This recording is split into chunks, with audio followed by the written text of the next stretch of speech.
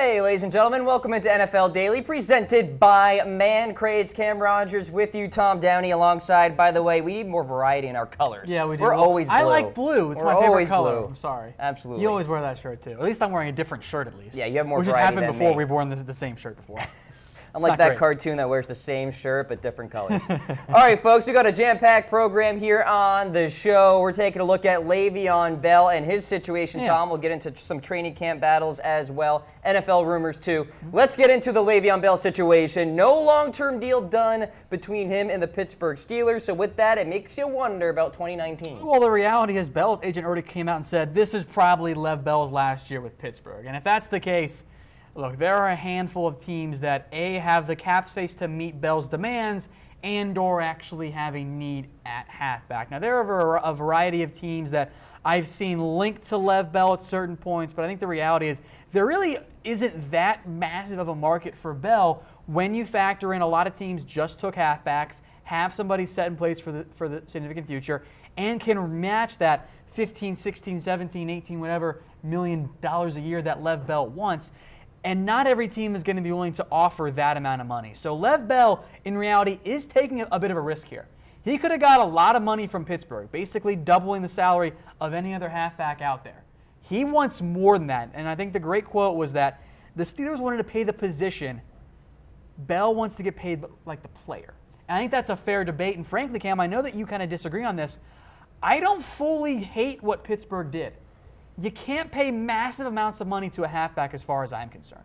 I understand that. And, the longevity for a running back is obviously not to the level of a wide receiver or a quarterback in the National Football League. But still, for Pittsburgh to not really offer up any sort of guaranteed money in the respectable amount, it was reported that $10 million was offered before the trade or the extension deadline happened. And for Le'Veon Bell, a guy who is demanding money in the realm of what Odell Beckham Jr. is demanding down the line as well. I mean, this is the direction we are heading in, Tom. And when we're seeing, I understand we're talking about quarterbacks here, Matt Ryan getting $90+ million in guaranteed money.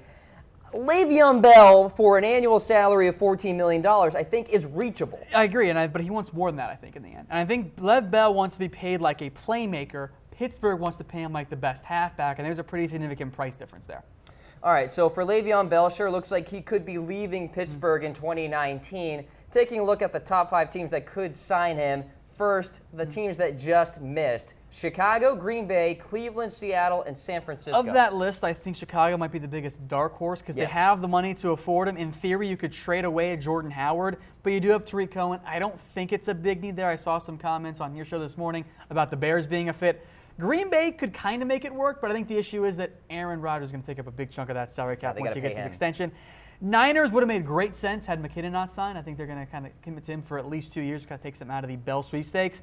And in other articles and stuff you'll see out there, what bothered me, a lot of them from Fanside and SB Nation and so on, they basically said, oh, you drafted a halfback in the first or second round this year? Good news, you get Lev Bell, which makes 0 sense. So I saw stuff with the Browns, the Seahawks, I saw the Lions. I saw the Bucks in Denver. Those don't make sense. So I think in reality, what we have right here, Cam, are the actual top 5 teams for Lev Bell. It's a good list. So let's take a look at it, and we'll start off with, well, the Pittsburgh Steelers at number 5. Maybe they find a way to reach some sort of deal with Le'Veon Bell after the season. I wouldn't say it's completely ruined. Now, it's pretty darn close, and they're very clearly heading for divorce, but maybe they can find a way to go see a marriage counselor, and they can find a way to make things up and stay together for the kids of Antonio Brown and Big Ben. Because I think the biggest problem for me with the way that Bell has done what he's done so far is that all of a sudden, how is the rest of the team going to feel about this? Like, oh, you're just gone after this year? Well, gee, thanks, buddy. Like, you aren't here in camp, and you're very clearly said this is your last year. This has to be an awkward situation. It's got to be locker weird. Room, right? It's got to be weird. So I think one route in which Bell does stay with Pittsburgh for maybe at least one more year, maybe he gets hurt. And I think at the back of Bell's mind, that's a big concern for him. Because if he tears his ACL, you can kiss goodbye that $15, $16 million a year deal. Maybe he re-signs a $10 million one-year deal with Pittsburgh and then tries to cash in again next year. But that's the risk Bell has taken here. Yeah, he's turning down quite a bit of money, and he could get more in the open market, and he would get more if he was an available free agent this year. But he doesn't have that security. And that's a concern for Pittsburgh. That's why they're 5th. I don't think it'll happen. I think this is pretty low. You got to wonder, out of desperation, if the Pittsburgh Steelers try to get a deal done. I just want to make one quick note in here about the Bears. Jason Durham says Howard will not fit Nagy's scheme. I do think Jordan Howard will fit that scheme. I think it'll be a little bit different, but I think it'll be fine. All right, so the Pittsburgh Steelers are there at number 5 here on the list. Let's take a look at number 4, the Houston Texans. They have Deontay Foreman, they have Lamar Miller, but those guys aren't elite running backs by any means. This guy is, obviously, and the Texans have some space. They got $60 million. Yeah. And guess what? If you're Houston, you can free up another $15 million with relative ease by cutting guys like Jonathan Joseph, like a tight end in Ryan Griffin. And oh, by the way, you can save $6.25 million by cutting Lamar Miller. And wouldn't you gladly say, hey, we're going to save $6 million by cutting Lamar and just throw on an extra 10 of our cap space and go pay Bell? Now all of a sudden, you got Deshaun Watson, Lev Bell, DeAndre Hopkins, Will Fuller, and maybe a Kiki Kuti if he emerges in the way that I think he can. Skill position-wise, that's really good. And if Watson is as good as everyone thinks he can be, that, I think, in their prime, can rival the killer bees in Pittsburgh.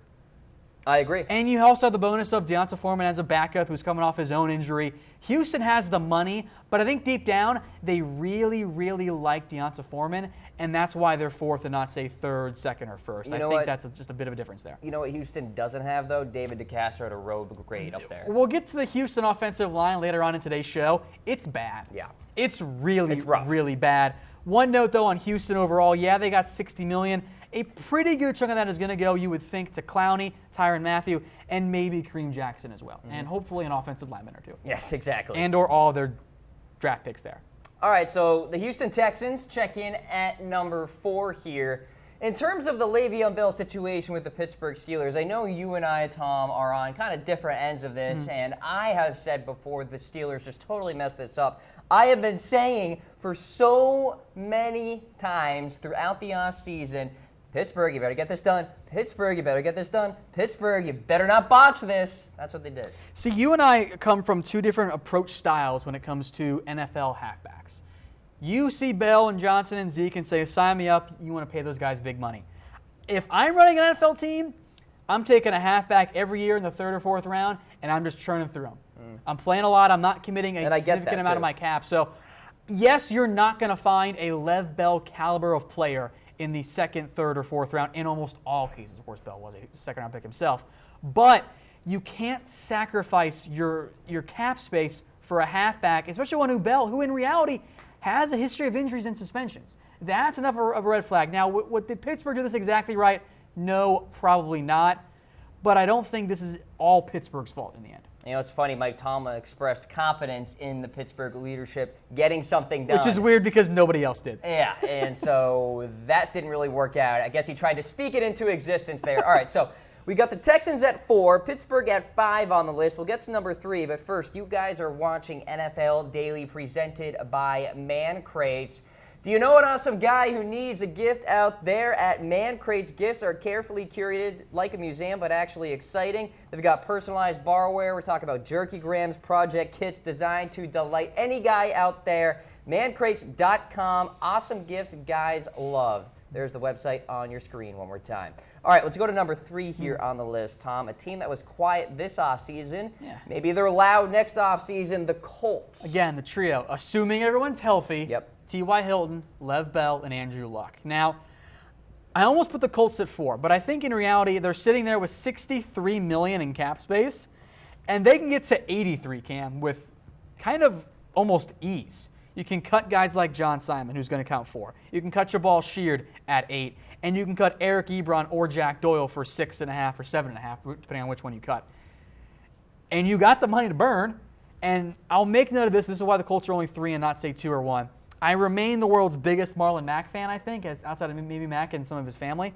I love what Marlon Mack brings, but at the same time, if you can get Lev Bell and Mack doesn't emerge as a really, really good halfback, don't you just do it?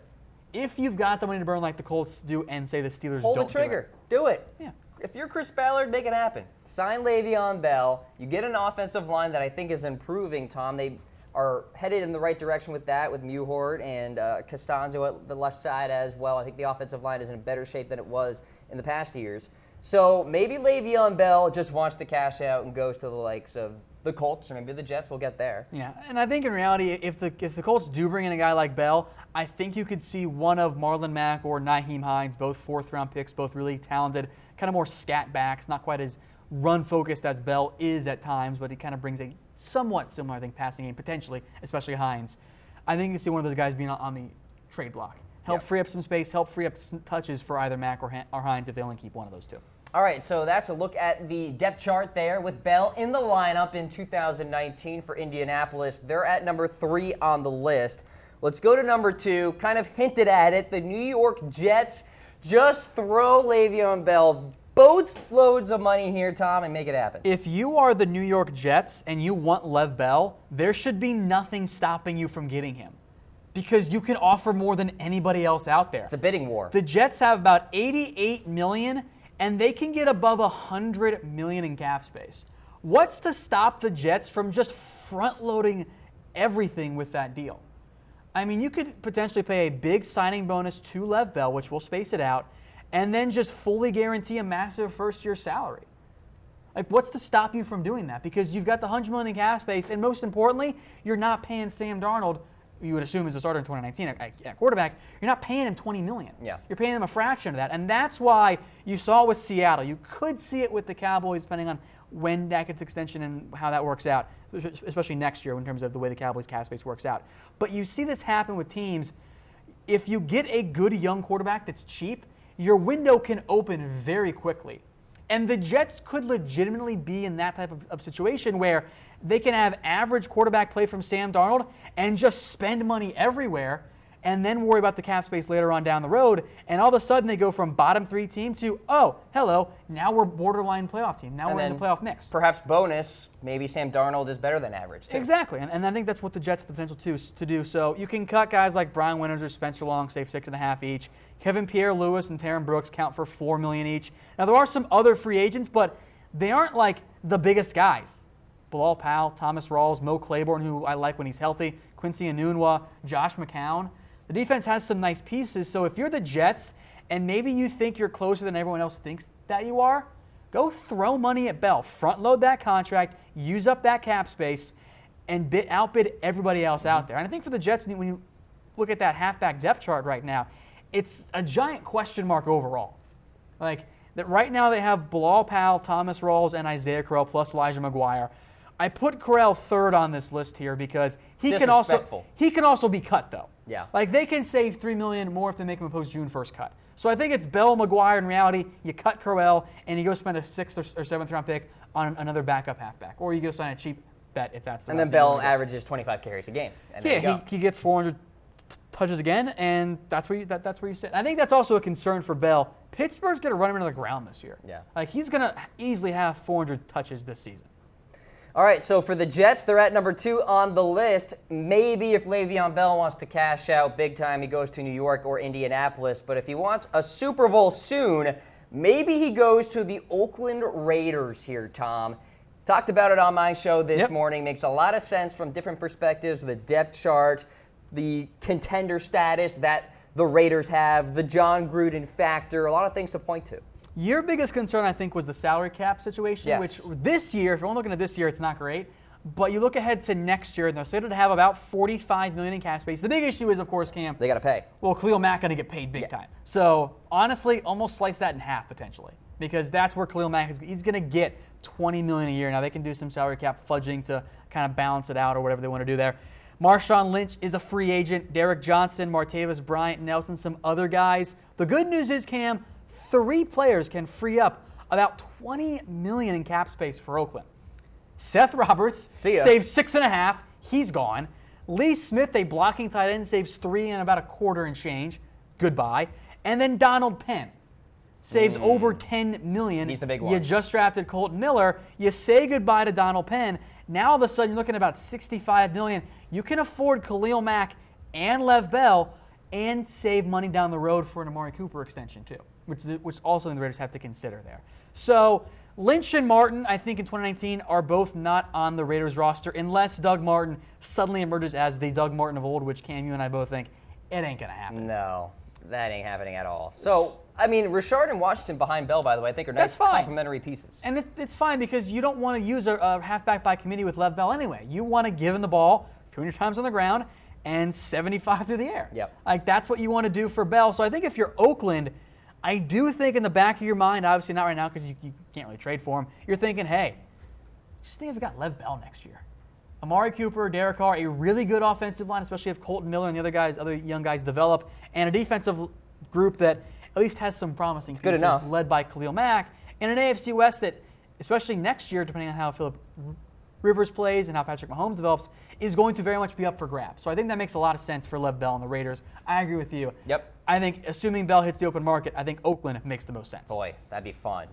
Le'Veon Bell, perhaps in the silver and black. All right, other teams that could sign Le'Veon Bell but did not make our top 5. The Bears, the Packers, the Browns, the Seahawks, and the 49ers. I can make an argument in terms of why they wouldn't get Le'Veon Bell pretty much down the line here, Tom, except maybe the Chicago Bears you talked about it, dark horse team. Yeah, it depends on if they trade Jordan Howard, which I don't think is going to happen in the end. And then the top 5 teams, the Oakland Raiders kick things off at number 1. Then you got the Jets, the Colts, the Texans, and then Pittsburgh. I want to make one note here. PH in the comment section on YouTube says it won't be Oakland down the road. It'll be the Vegas Raiders. Good point, but they still might play in Oakland in 2019. By the way, everybody in the comments is trying to figure out your team, by the way. Yes, it is Cowboys, by the way. Okay. But I stay unbiased and neutral, much to the chagrin of several Cowboys fans out there. Top 5 teams I for call it a hater Le'Veon a Bell. lot. We'll see about his future in 2019.